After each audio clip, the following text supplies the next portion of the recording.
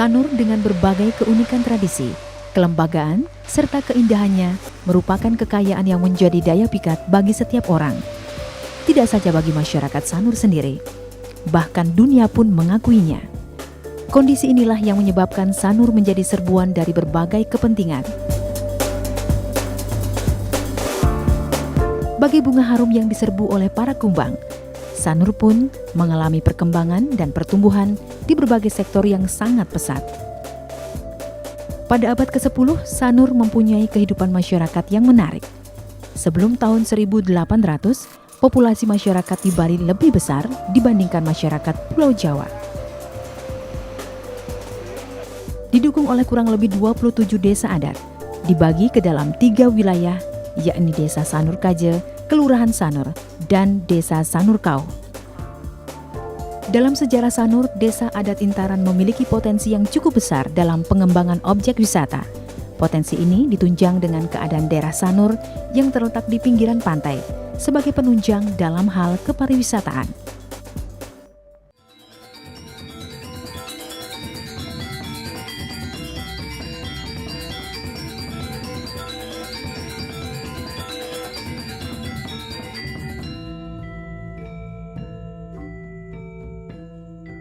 Di sekitar abad ke-13 hingga abad ke-16, masyarakat Desa Intaran kerap memohon kepada para brahmana atau pendeta yang berasal dari desa tetangga, yaitu Padanggalak, untuk singgah atau tinggal dengan penduduk setempat untuk memberikan wejangan-wejangan suci.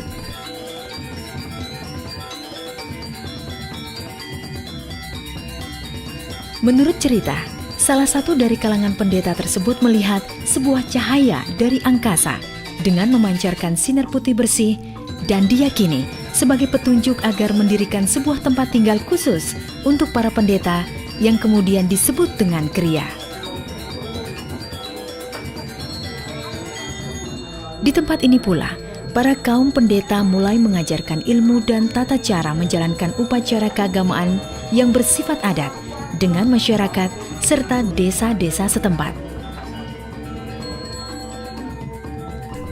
Seiring waktu berjalan, tempat ini kemudian lebih dikenal dengan nama Desa Sanur. Sahenur itu, Sanur. Sahenur artinya seorang pendeta kan selalu setiap ada acara apapun di Bali ini pasti dituur. Maka Sahenur dengan beliau diajak untuk menyelesaikan sebuah upacara. Dituur beliau ya. Kedua, Nur, sinar. Nah, ini yang kami pegang bagi keluarga kami. Hingga saat ini, Sanur pun kerap dikenal pula sebagai satu-satunya daerah di Bali yang dipimpin oleh orang-orang dari kalangan berkasta Brahmana.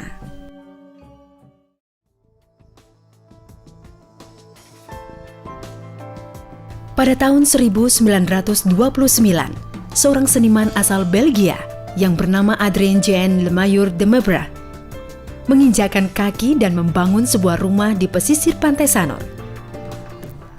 Para masyarakat setempat sempat menganggap dia gila karena keberaniannya menetap di daerah sepi yang dianggap angker. Bagi Lemayeur sendiri, rumah yang ditempatinya justru merupakan gudang inspirasi seni yang melimpah. Dia juga melukis seorang penari wanita asal Sanur bernama Nyi Polok yang kemudian dinikahinya pada tahun 1935. Nyi Polok juga berperan besar sebagai satu-satunya daya tarik wisatawan yang berkunjung ke Sanur pada masa itu. Para wisatawan rela menempuh jarak yang sangat jauh, menghabiskan waktu serta material hanya untuk menyaksikan atraksi tarian lenggong Nyi Polok, sembari membeli beberapa lukisan dari Lemayeur. Pada tahun 1958, Lemayeur divonis terjangkit penyakit kanker dan dipulangkan ke daerah asalnya, lalu meninggal dunia di tahun yang sama. Sesuai dengan surat wasiat yang ditulisnya, Lemayeur menyerahkan segala bentuk berupa harta benda, lukisan, alat, dan karya seni lainnya kepada mendiang istrinya, Nyi Polok.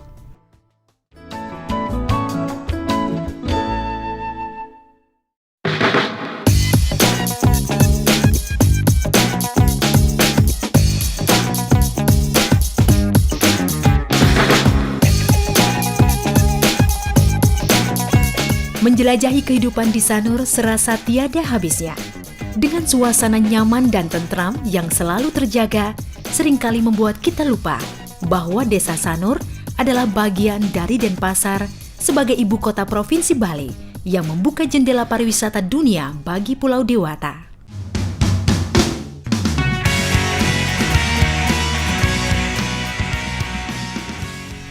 Dalam suasana alam pantai yang asri dan indah tersebut, terlahir Oke Sulaksana, seorang putra daerah dari keluarga nelayan Sanur, berhasil mengharumkan nama desa kelahirannya ke penjuru dunia melalui cabang olahraga selancar angin. Berkat pencapaian gemilangnya di berbagai turnamen internasional, Oke Sulaksana kini menjadi inspirasi Desa Sanur dalam mengembangkan olahraga air lainnya, baik yang bernuansa wisata seperti parasailing, jet ski, hingga olahraga pemacu adrenalin seperti kite surfing.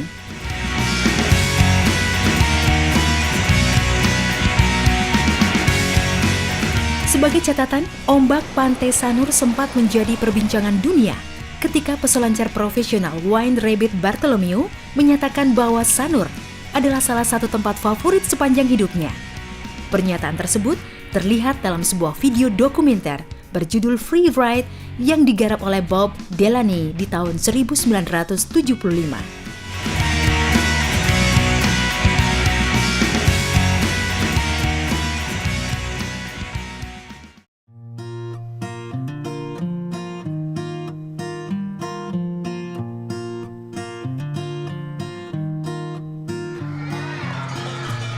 Di bidang pendidikan dan pengetahuan, masyarakat Desa Sanur juga selalu mencurahkan perhatian secara khusus dari zaman ke zaman. Mengundang para pendeta atau kaum Brahmana untuk memberikan wejangan di masa lampau.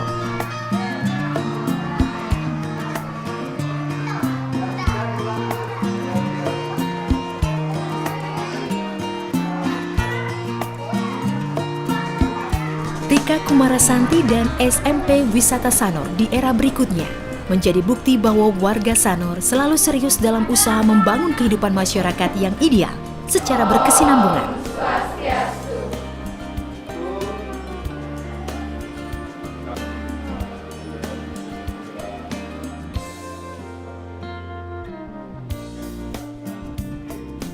Tentunya dengan meletakkan pendidikan dan pengetahuan sebagai salah satu prioritas utama.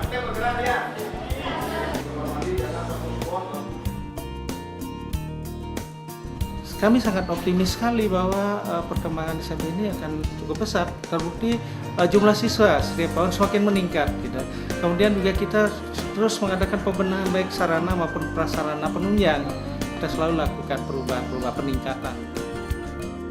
Pihak swasta pun juga berperan serta dalam pembangunan sektor pendidikan di Sanur dengan menghadirkan sekolah perhotelan dan beberapa sekolah internasional.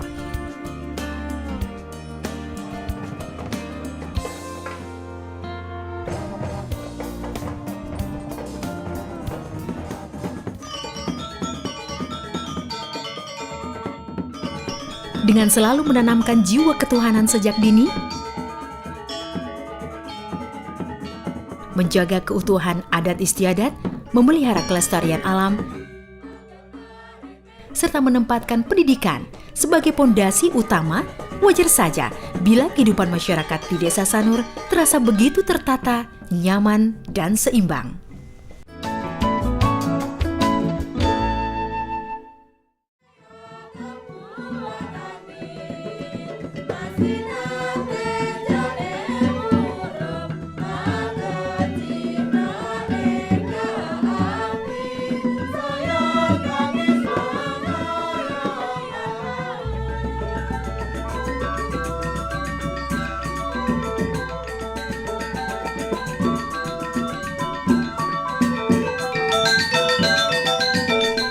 Sementara di bidang arsitektur, masih banyak bisa dijumpai bangunan bergaya kuno warisan zaman kejayaan Majapahit.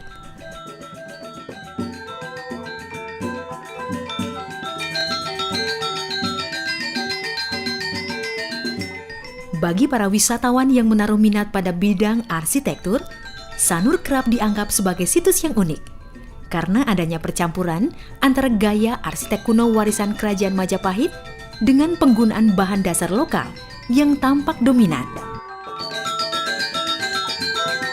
Seperti penggunaan koral atau karang laut dan batu lahar.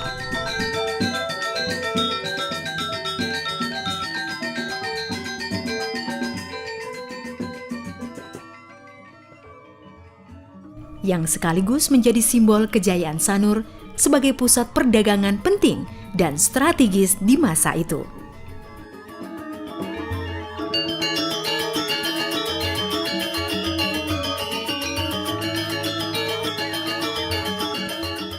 Iki sami kang niki.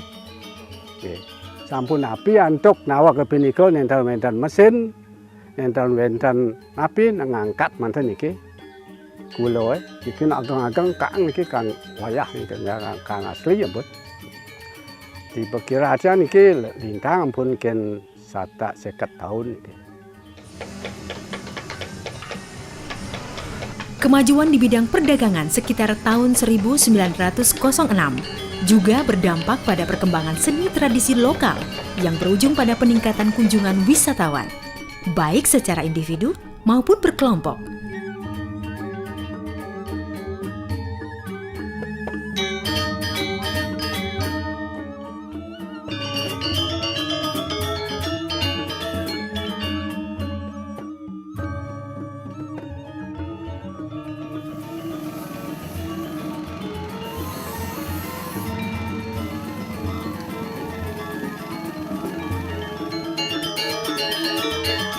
Sehingga bisa dikatakan bahwa tahun tersebut merupakan titik awal perkembangan seni modern Bali.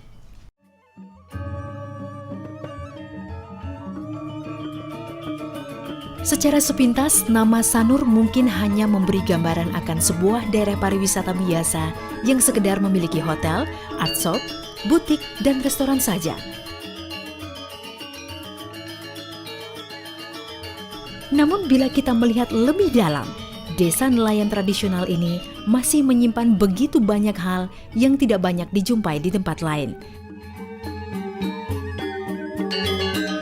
yaitu keunikan adat istiadat, budaya, tari, dan sisi magis yang masih menyimpan begitu banyak misteri.